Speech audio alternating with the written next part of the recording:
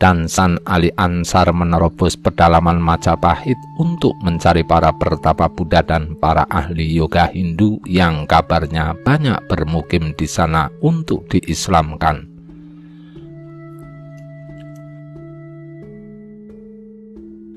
Benturan-benturan dengan para penganut ajaran pribumi membuat Syekh Siti Jenar semakin penasaran dengan ajaran sebenarnya rakyat Majapahit.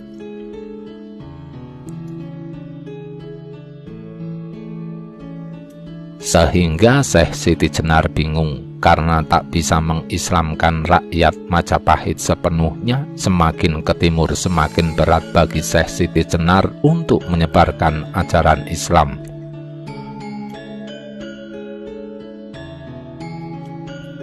Dan hal itu membuatnya marah dan penasaran dengan tokoh yang begitu dicintai dan jadi panutan rakyat Majapahit. Karena setiap pertapaan dan tempat ibadah para penganut Hindu selalu menyebut nama Sabdopalon sebagai sosok yang jadi panutan raja dan seluruh rakyat Majapahit. Dengan penuh kesombongan, Syekh Siti Jenar mendatangi tempat pertapaan Sabdopalon dan dia menantang Sabdopalon untuk menunjukkan segala pengetahuannya.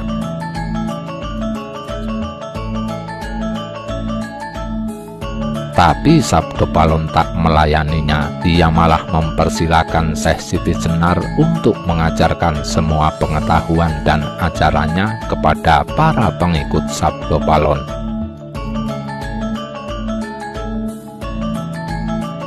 Dari sinilah pikiran dan hati Syekh Siti Jenar mulai terumbang-ambing, karena ternyata Sabdopalon yang ia anggap akan menerima tantangannya atau setidaknya ada rasa marah dan dendam, malah sebaliknya.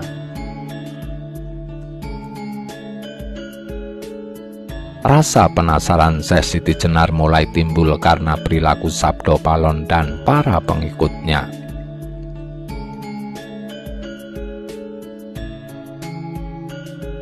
Karena Sabdopalon tidak pernah mengajari pengikutnya dengan kata-kata, melainkan dengan perilaku dan kasih sayang yang sama pada semua pengikutnya.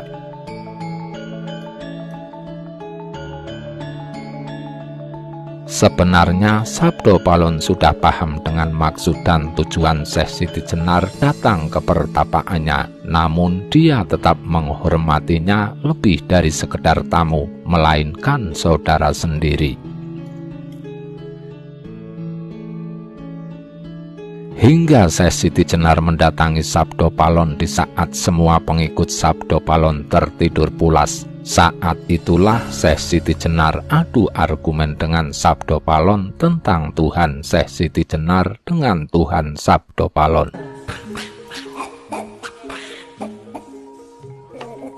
Syekh Siti Jenar hendak mengajari Islam kepada Sabdopalon dan menunjukkan syariat Islam, hingga Sabdopalon bertanya pada Syekh Siti Jenar, "Tuan, apakah Tuan mengetahui Tuhan Anda? Apakah Tuan sudah bertemu Tuhan Anda sehingga Tuan yakin Tuanlah yang paling benar dan ajaran Tuan paling suci, karena Tuhan itu adalah Al-Haq atau kebenaran sejati?" Siti Jenar bukannya menjawab, malah balik bertanya pada Sabdopalon, "Apa kamu juga sudah melihat Tuhan sampai kamu berani berkata seperti itu padaku?"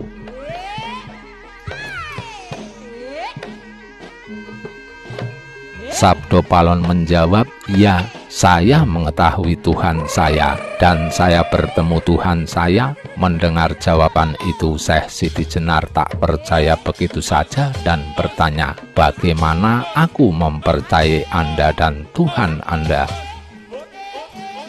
Sabdopalon menjawab, "Kalau Anda tidak percaya, coba tanyakan kepada Tuhan Anda." Jawab Sabdopalon, "Baiklah, tunjukkan aku cara menemui Tuhanku agar aku mengetahuinya," kata Syekh Siti Jenar.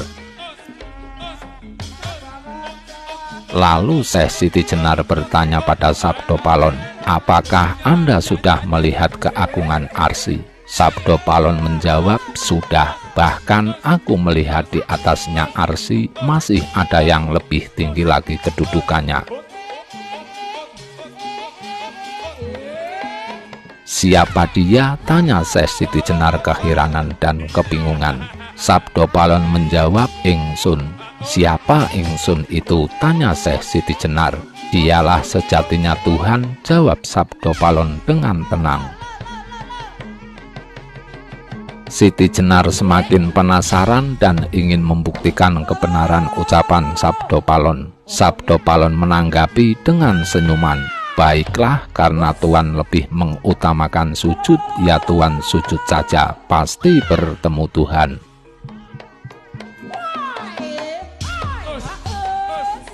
Syekh Siti Jenar bertanya, berapa lama aku harus bersujud? Sabdo Palon menjawab, cukup sehari semalam Tuan.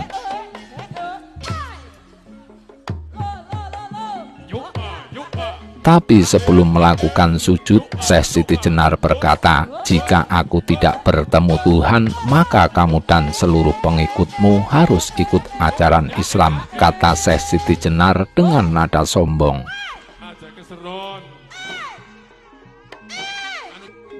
Sabdo Palon menjawab iya dengan senyuman. Akhirnya Siti Jenar menuruti Sabdo Palon untuk bersujud agar bisa mengetahui Tuhannya. Mulailah Syekh Siti Jenar bersujud dimulai habis asar mendekati maghrib. Dalam sujudnya Syekh Siti Jenar sudah tidak ingat apa-apa lagi hingga akhirnya dia bersujud selama 7 hari 7 malam. Melihat hal itu, Sabdo Palon merasa prihatin dan segera membangunkan Syekh Siti Jenar.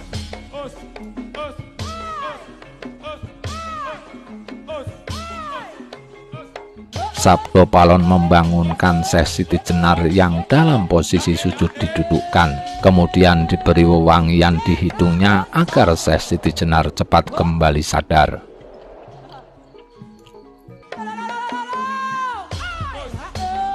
Wajah Syekh Siti Jenar pucat kebiruan karena peredaran darahnya tidak lancar, tapi tersumbat dalam kepala Syekh Siti Jenar akibat kelamaan bersujud.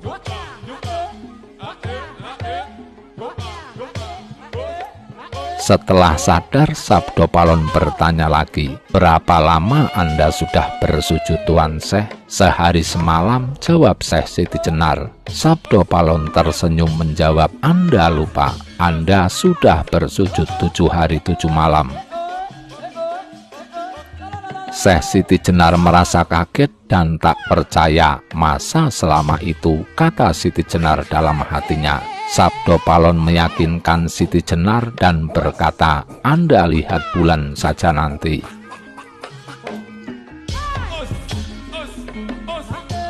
Anda datang ke sini hari Soma sore menjelang matahari tenggelam masuk malam Anggoro tanggal 7. Anda ingat itu, dan sekarang ini hari Soma lagi dan tanggal 14. Kemudian Sabdo Palon melanjutkan pertanyaannya, apakah dalam sujud Anda yang selama itu Anda sudah bisa bertemu Tuhan? Syekh Siti Jenar menjawab, tidak, aku tidak ingat apa-apa, bahkan aku tidak bertemu Tuhan. Makanya sesuai janji kamu harus ikut ajaran Islam, kata Syekh Siti Jenar.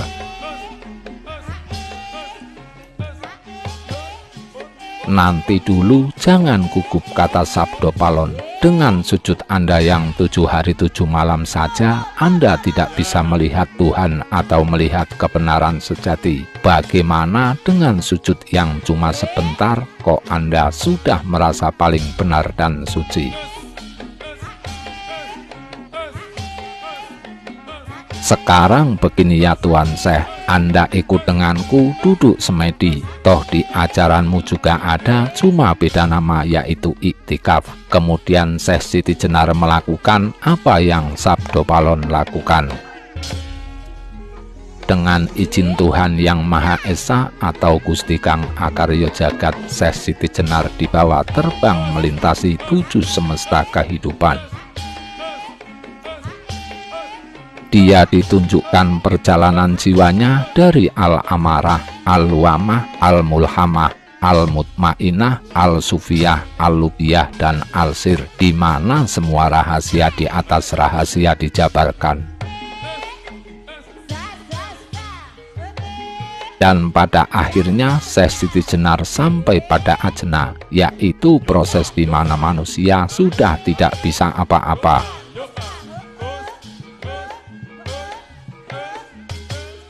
Dia hanya mengikuti kehendak kodrat yang ada pada dirinya menuju Yang Maha Kuasa. Dia sudah tidak ingat siapa dirinya, tidak ada rupa, tidak ada rasa, yang ada hanyalah keasalian atau kebakaan.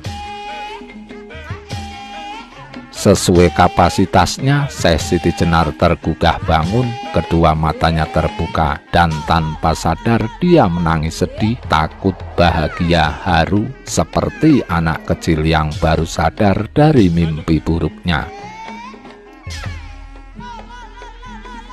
San Ali Ansar sadar betapa kecilnya pengetahuan yang selama ini dia agungkan, sampai-sampai menganggap orang lain kotor, kafir, dan masuk neraka. Dia menyadari bahwa dia telah sombong selama ini dengan pengetahuannya dan ilmunya, padahal di atas langit masih ada langit, dan masih ada langit-langit lain yang tiada pernah bertepi.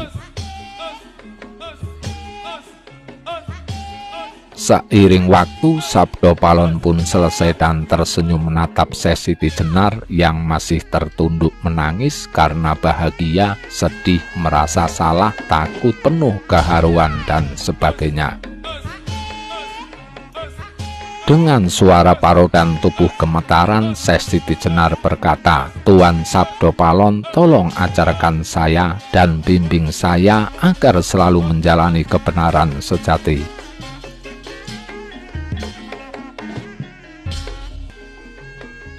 Sabdo Palon menjawab, "Tidak perlu anakku, karena ajaran Anda juga benar, hanya saja janganlah Anda merasa paling benar. Tentunya ajaran lain dan orang lain pun bisa merasa ajarannya paling benar.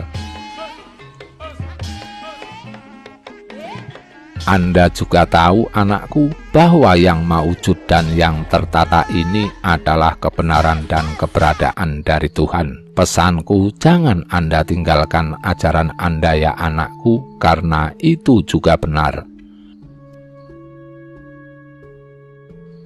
Syekh Siti Jenar mengangguk. Sabdo Palon pun tersenyum, kemudian mempersilahkan Syekh Siti Jenar untuk meminum air bening yang sudah dicampur dengan gula aren yang rasanya beda jauh dengan kencing onta. Agar San Ali Ansar yang sudah tidak makan dan minum selama 7 hari 7 malam karena bersujud dan ditambah semedi selama setengah malam segera sehat.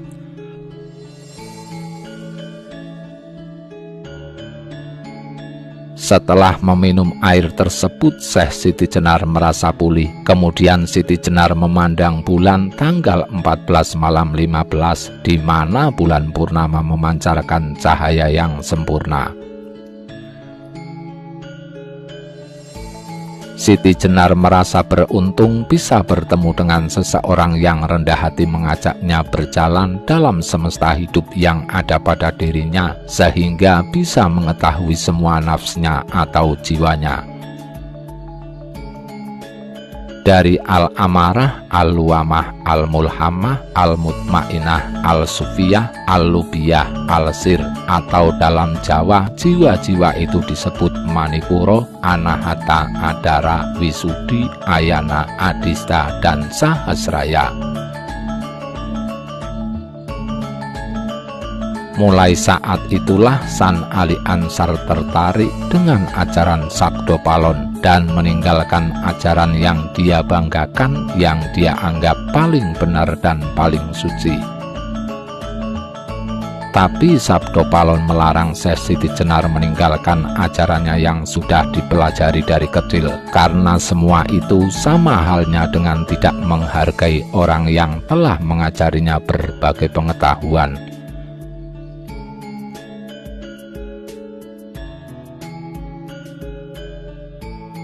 Hingga akhirnya ajaran Syekh Siti Jenar dipadukan dengan ajaran Sabdo Palon, sehingga muncullah harmonisasi ajaran Jawa tapi Islam, ajaran Islam tapi Jawa, atau yang disebut Islam Kejawen atau Kejawen Islam, yang pada akhirnya jadi cikal bakal kelahiran ajaran kejawen. Kalau ajaran orang Jawa sendiri adalah ajaran ketiadaan, atau memahami makna ketiadaan atau ada makna. Tapi bukan kitab ada makna yang berisi pitungan, walau namanya sama ada makna. Intinya, jika manusia sudah mencapai titik kesejatian, dia akan sanggup melihat semua bentuk kebenaran dalam semua ajaran.